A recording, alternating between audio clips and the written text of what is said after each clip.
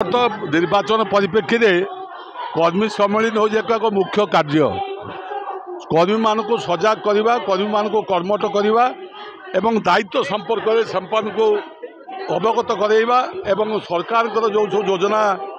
उन्नयनमूलक योजना को किभली भाव में लोकों पाखे पहुँची से संपर्क में से लोक मान को अवगत करवा से कर्मी सम्मेलन आवश्यकता रही। आपण निजे देखिले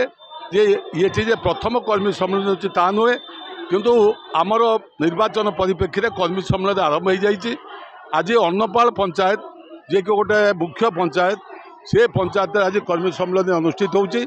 एवं से सम्मेलन में केते संख्यक कर्मी भाई भौणी माने उपस्थित होती आपण माने निजे अनुभव करथिबे। आज यही जो बहु जनसमावेश होती जो कर्मी समावेश होती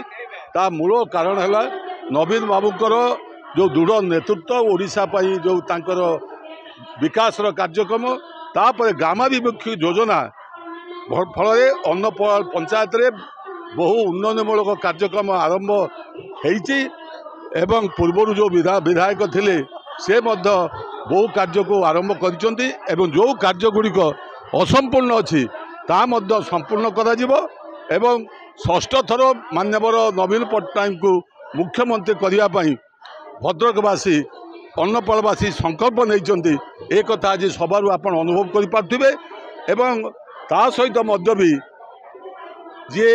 एमएलए एमपी प्रार्थी होती समर्थन देवे मु एमएलए प्रार्थी होते भी ये मो पाई पुराना नुआ जगह नुहे ये मो पाई पूरा पुराना जगह मो तीन थर यही निर्वाचन निर्वाचित होती। प्रताप चंद्र महांती आमे बा मोर स्त्री 10 वर्ष धरी सरपंच थे 12 ରୁ 22 तापर आमर हरिजन होमर जे जीति आम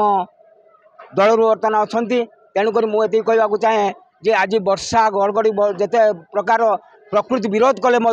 आज बहु संख्यार आमर आशातीत भाव में लोक मैंने आसी माँ मौसी भाई भौणी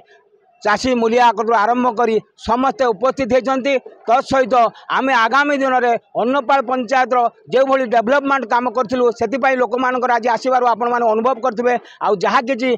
रही जाइए निश्चित भाव में आम फुलफिल करूँ जोटा कि आम प्रिय विधायक सी निर्भर प्रतिश्रुति देकी जाइए अन्नपाल पंचायत को 1 नंबर करेंगे। चेयरमैन महोदय कहते से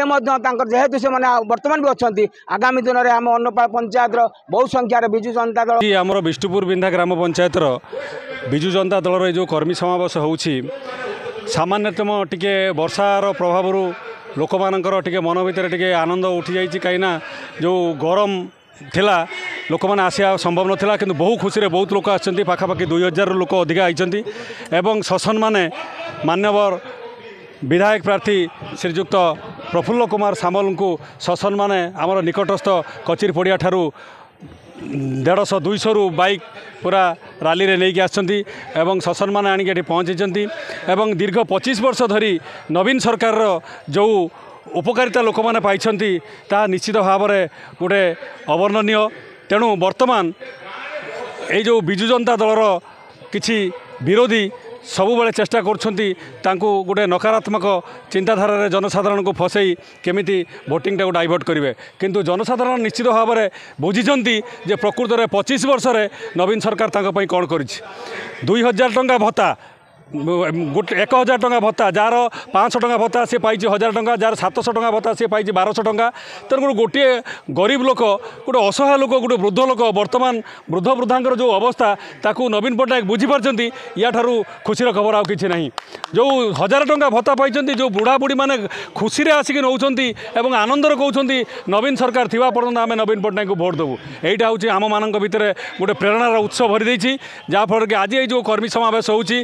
कर्मी समावेश 2000 रु अधिक लोक ये एकत्रित होती एवं वर्तमान विधायक प्रार्थी जे आमर अच्छा